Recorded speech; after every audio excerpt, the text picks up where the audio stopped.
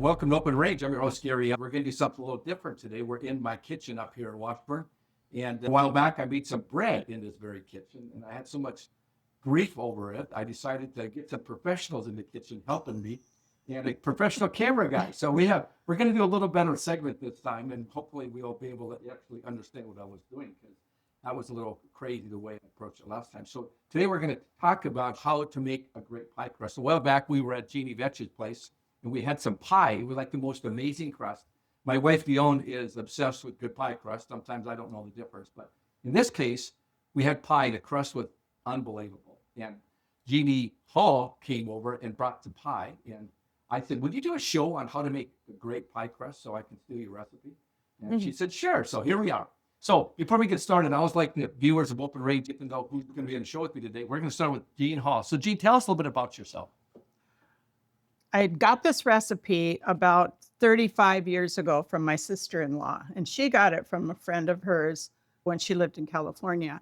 And that's why the recipe says lard or Crisco, because they used to use lard time ago. I've been using it ever since, and it always turns out pretty good. And so tell us a little bit about yourself. Are you from North Dakota? Give us a little bit. Who's Jeanne Hall? I was born in South Dakota. I grew up my first 5 years in North Dakota. My parents moved to Illinois, and I grew up there. And then I went to a boarding school in South Dakota in high school, Dickinson State, UND. Got my doctorate from UND. Oh, really? It's doctorate in what? In educational administration. Not pie making. No. You got a doctorate. We're going to find out. This is a doctorate in pie making, but in administration. So did you do that for quite a while? Was part of I did. I was a teacher and administrator for all of my career in Newtown and in Bismarck. So this would be a natural. Doing the show, that'll be just like a bunch of students. It's nice to relax. We can do this really easy. So we're going to, Jeanne Vetsch, yes. You're the one, before I get started, I got to put on my, listen, you made this for me, so I got to get my priestly garment in here. So this I wear a lot when I'm in the kitchen so I can wipe my hands or maybe my mouth because I ate something I shouldn't have. But anyway, I got my little apron and I need to wash my hands when I'm working or wipe them. So Jeanne made this for me a while ago. Yeah. So Jeanne, tell us a little bit about yourself. I live right next door to Jeanne Hall. She and I are just great friends. We do a lot of cooking, baking, vacationing, carousing together. All right. We're great friends. And I grew up in North Dakota, lived here all my life. And I'm retired. I worked at the Department of Justice, retired from there. And now I'm just doing whatever I want to do. I love life. And you spend a little time in Florida in the winter, We don't do. you? We winter in Florida and St. Augustine. So that's snowbirds. Nice. Maybe I can get down and meet him. Get out of this I hope cold so. North Dakota winter. Yeah. So today we make the pie. Jeanne, you're going to make the crust. And Jeannie, you're going to be the filling. And I'm doing wild Juneberries. Wild Juneberries. And we're going to try it a little later. So we're going to find out how good it is. And we're going to see how that turned out. Okay. We're going to dig in and we're going to start making this pie. Jeanne, I'll let you get started on what we're going to do here. Okay. Welcome back to Open Range. I'm your host, Gary. We're going to dig back into making the pie. So Jeanne Hall has a recipe she's going to share with us. We're going to make it available to you as we put the show together. But Jeanne will talk through how she's making this and what she's doing. But I want you to know you don't have to memorize all this because we're going to have it on the screen.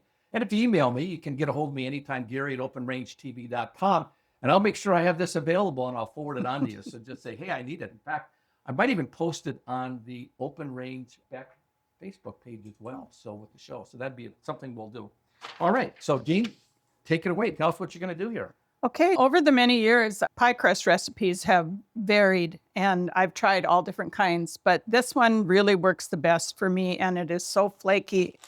I start with 4 cups of flour and put it in a mixing bowl. Okay. Then I add 1 teaspoon of baking powder. This is important. Teaspoon of baking powder.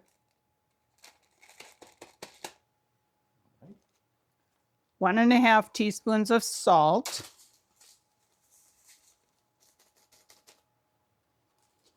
And a tablespoon of sugar. Okay. Then I just mix it up a little bit. But Gene, it's always important, my wife's always teaching me when I'm helping her in the kitchen make scones or something, to take all the dry ingredients and you mix them to get them mixed up before you start throwing liquid into it, right? I mean, Yes, that works. I the don't always best. do it, but my wife reminds me I need to do that. Okay. Okay. Then the mixture, I'm going to crack this egg into this bowl.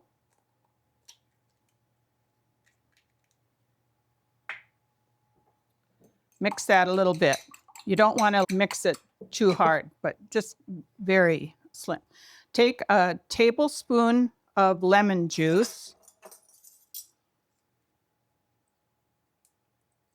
So what is a lemon juice? Is it flavor or does it have impact the texture, do you think? Or any idea? I think it holds it together. I'm Oh. not sure. Ah. But don't use real Fresh lemon squeeze. juice because I tried it once and my crust just fell apart. I don't know why. I used Really? So you use the kind of the real stuff that would be pre-done, so the concentrate. right. Yep. All right, fantastic. Not fresh squeezed.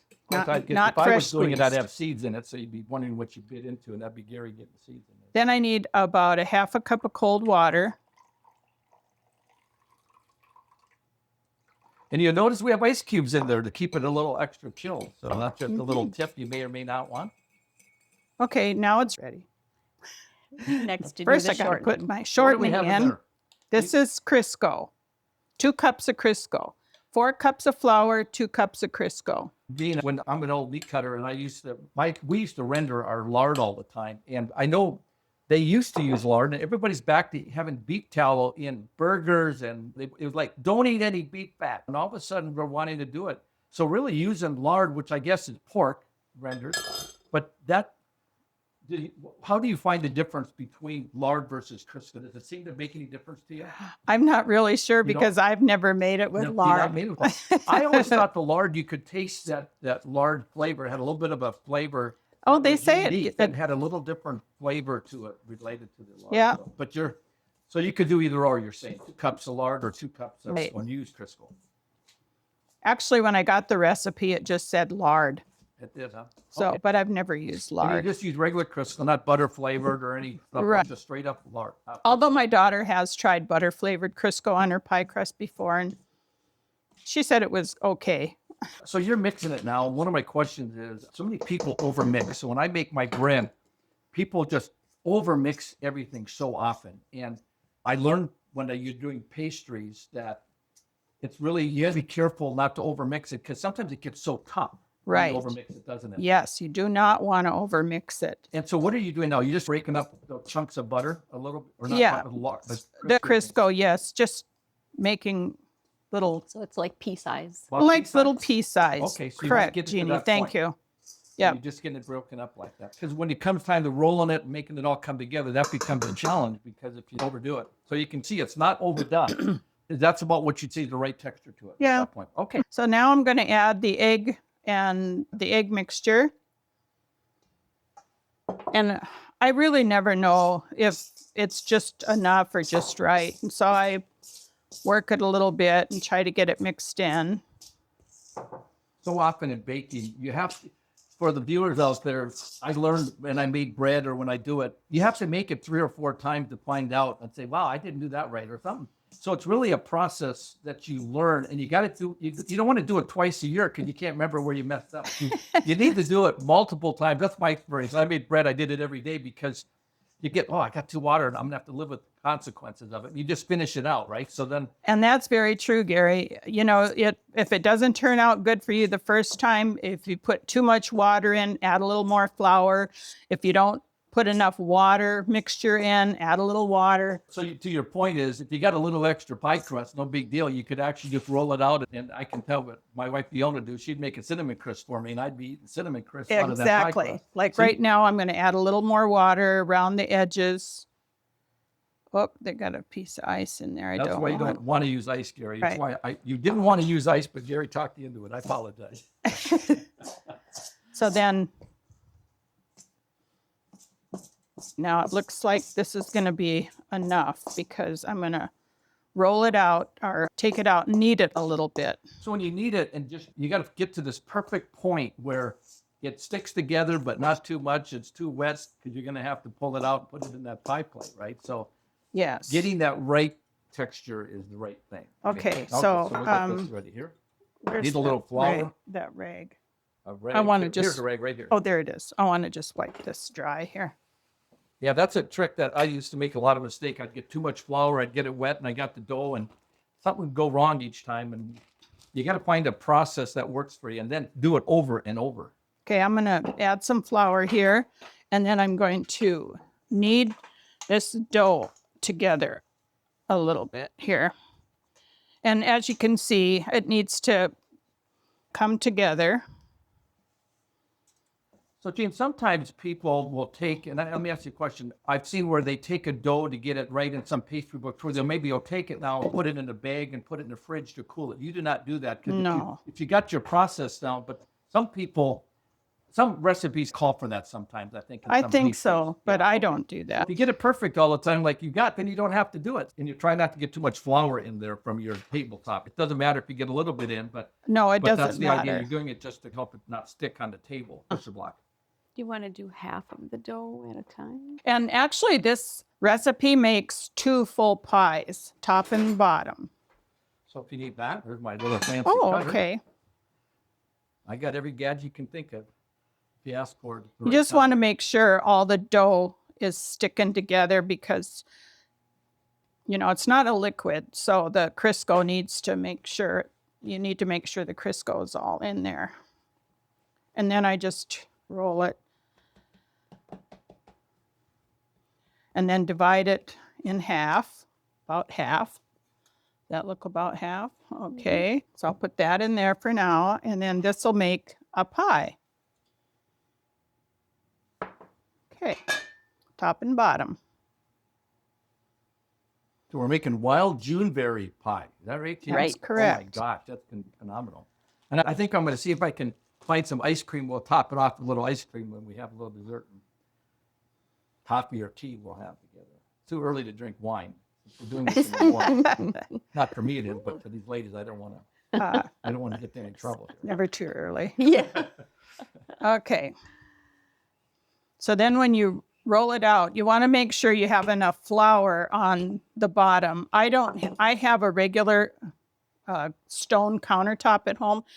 So if I don't put enough flour, sometimes it sticks to the counter and then I have to, and it's okay to push it back together and then re-roll it if you have to.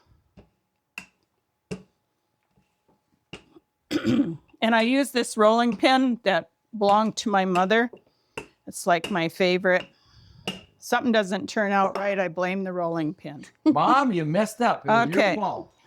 And it doesn't have to be a perfect circle or anything like that. That rolled out beautifully. It did. Okay. Put this in here.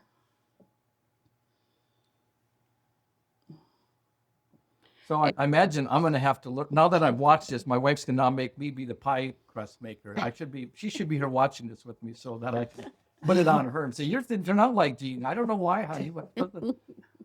And if the edges are not meeting like they should, just improvise, take a piece off the edge, stick it on the edge. And Because when it bakes, it all come together to be part of it. So that's exactly. okay, the bottom's made. Now we're ready for the filling. While I roll out the top part, Jeannie's going to get the filling ready.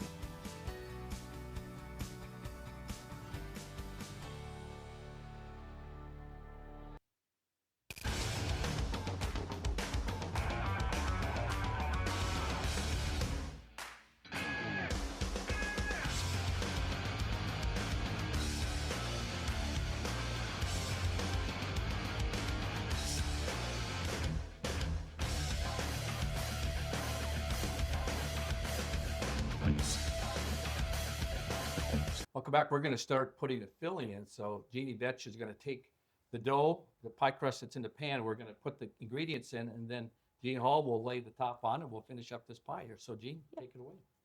I have a wild Juneberry pie recipe from my sister, which she got from her mother-in-law, who was 99 years old. So been using this simple recipe for years, and you can use any berries, but I'm using the wild Juneberry today.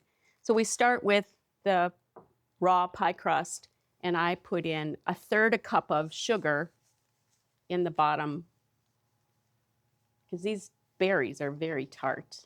So it seems like a lot of sugar, but it's not once it's all cooked together. So you got those berries all pre-measured out. This is, 4 cups of berries, wild berries. and they're frozen. Can you use fresh? You can. It doesn't matter if they're fresh or frozen. Just a variety of berries that you would like related Yeah. to whatever kind of pie you want to make. And then on top of that, there's a mixture of a tablespoon of flour and another 1/3 cup of sugar. The flour gives it a thickening agent. When the berries cook with the sugar, they thicken also, but I add a little bit of So the flour to moisture that. is what mixes it. And if you're making a sauce or something, a lot of times you put the flour to create the thickening. And because there's moisture in the berries, you don't need to add any moisture, Right. what you're saying. Don't add any other liquid. But if you had raisin pie, maybe you'd probably have to, I don't know. If you add a raisin pie, you would want to soften your raisins, I see. and that absorbs some liquid. So you probably and want to that'll soak in add a- bourbon or something like that. That'd be great. And then on top of these blueberries, I'm going to add Juneberries, just a couple of pats of butter. Can never put too much butter in anything. Butter is good.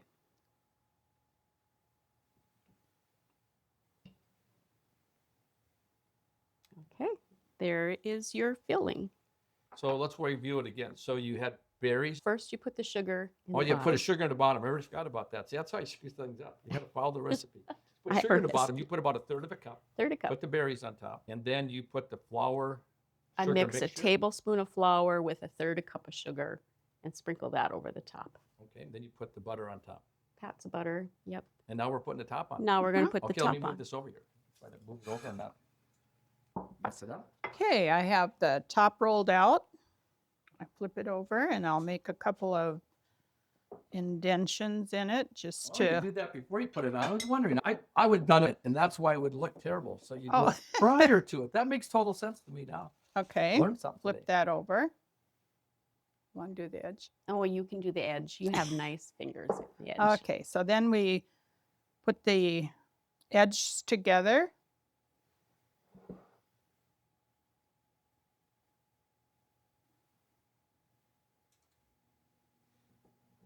So the beauty is North Dakota is such a Juneberry. It's a fabulous state, North Dakota. A lot of times around the country, people aren't familiar with the Juneberries. And I imagine it's a different berry to climate, but to be doing a Juneberry pie, I thought we were doing apple pie when we started, and I'm so much happier that we're doing Juneberries because they're so much better, even though I like apple. All right, go ahead, Dean. Well, Sorry. do you have a knife? A knife, butter knife, steak knife. Either. Butter knife will work. There we go. I'll just cut the edge off like Oh, I see. that. So you're going right up the edge of it. There you go.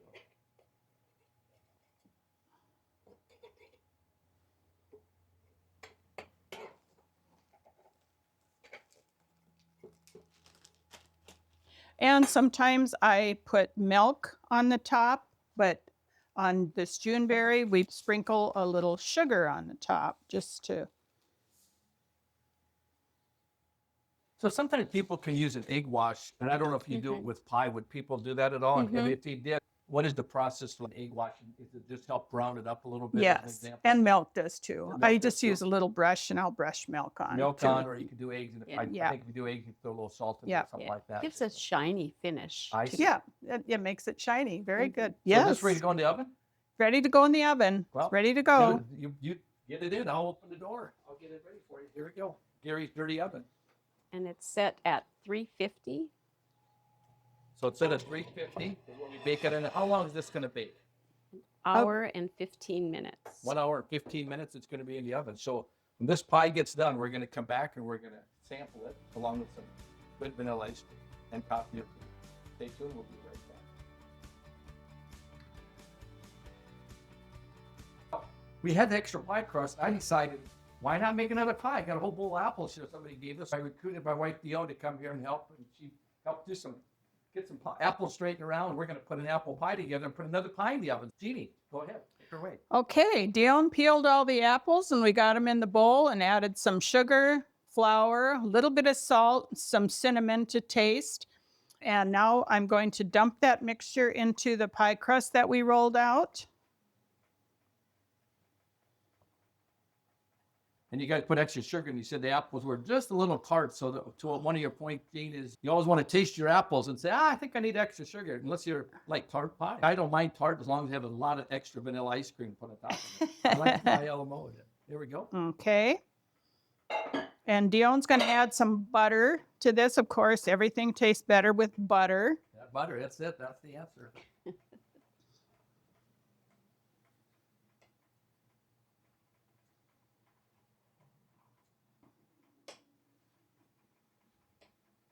Okay, one more little pat of butter over here. And we're ready to put the top on. Should we get this out of your way here? Okay. Okay, we're going to put, oh, it looks like I almost sliced it a little bit too much. Okay.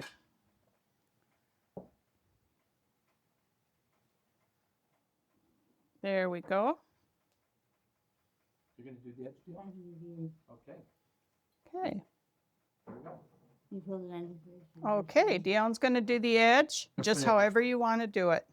Well, sure. Go for it. That's how your grandma taught you, huh?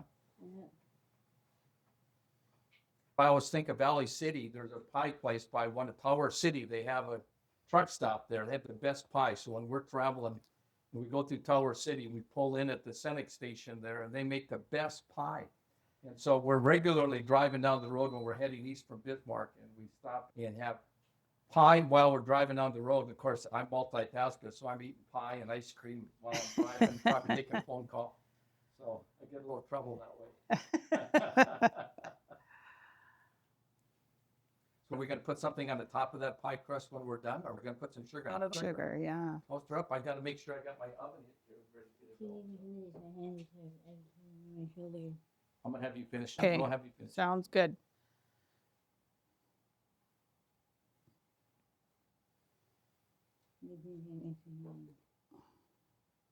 So this is our apple pie. So we're going to have Juneberry and apple pie, but we'll probably figure out what to do. Maybe we'll send this with our cameraman or something, the apple pie. And I learned how to do the edging a little different. So this half kind of looks a little different than this half, but they're both very Pretty. okay. Little What's sugar on top.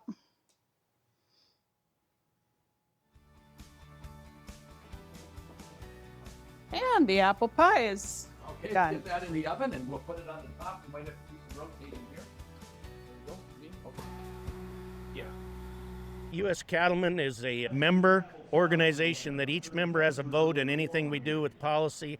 Okay, so now comes the final test of what the taste is going to taste like. Somebody get some coffee. You can't have pie without coffee. So I'll get some coffee poured and we're going to see what the final taste is like here.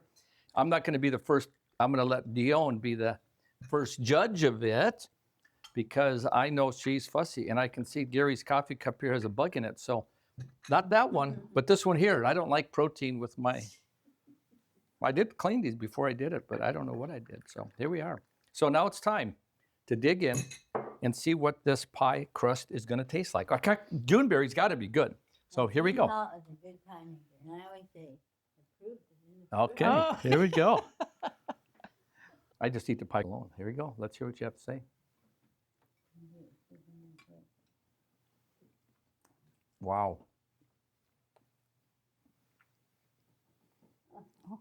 And of course, my wife requires cloth napkins and placemats, so here we are. Thank you, Okay. Jean. Bon appetit. Let's go. Jean and Jeannie.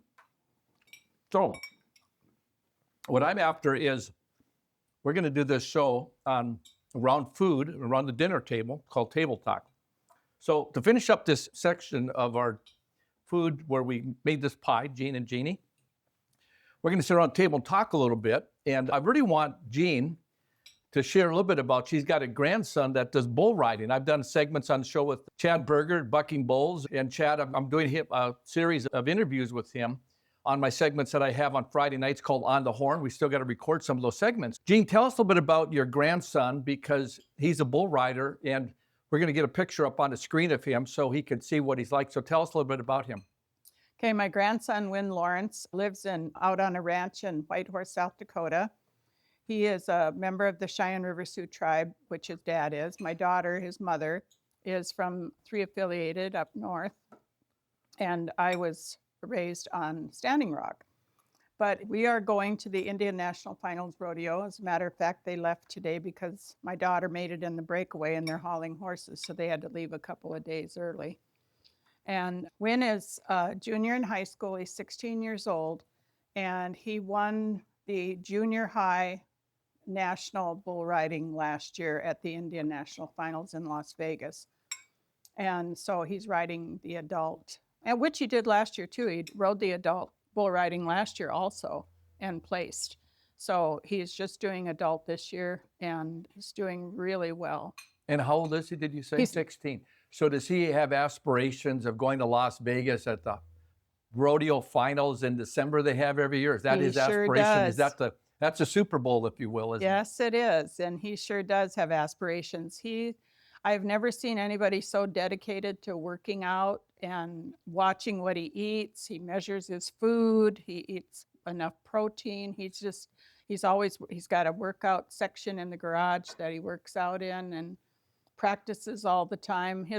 As a matter of fact, last year for Christmas, he wanted bulls, bucking bulls. So his parents bought him 3 bucking bulls for Christmas. Incredible. The athletes today of pro golfers and pro athletes, it's always been that way maybe for basketball. I shouldn't say that because the early NBA days, I think those guys partied all night and then they would get up and play a basketball game the next day. But the whole world of athletics, whether it's football, baseball, basketball, and it's even in golf anymore, and bull riding, you're saying it's all about nutrition and being in shape and fit and preparing because they're really super athletes, aren't they? Absolutely.